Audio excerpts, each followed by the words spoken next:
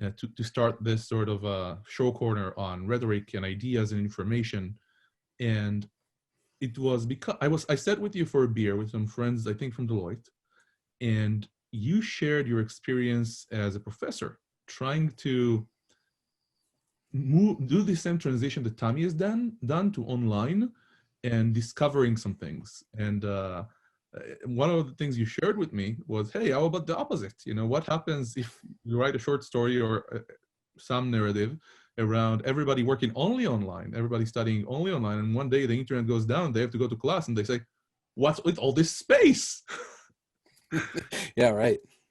So yeah, that was an idea that I kicked around about for a while, about the idea of what classrooms would be used for in the future, and I always had this image of these technicians coming in to put up a VM or to clean a server out, and they're like, what did they used to do at these places before there were servers? And I'd be like, well, you just shut up and do the job. Stop speculating. This always been this way. And it just kind of grew from that. But yeah, I think it's a good way of thinking about what's necessary and what's accidental to the teaching experience. So what is important to the teaching experience around this? What do you think has been your kind of biggest takeaway? Well, I don't know how many people are going to listen to or watch this, but I'll be totally honest. For me, it's been a total disaster shifting from the classroom online. It's the worst semester I've ever taught, the lowest quality for sure.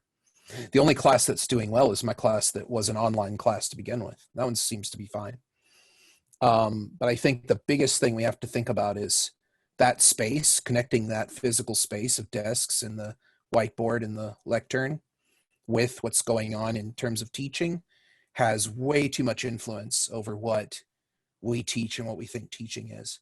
And it's going to take a long time, and we have to start peeling back those layers of physical discipline, what attention looks like, what time for instruction looks like. All these things have to be reinvestigated, and pretty quickly, because I think a lot of universities are probably not going to be in person in the fall. It's starting to look like. Yeah, it's not easy right now in the academic space, in any space really. So that's something we definitely need to think about. So on that note, you have prepared something for us today. I did.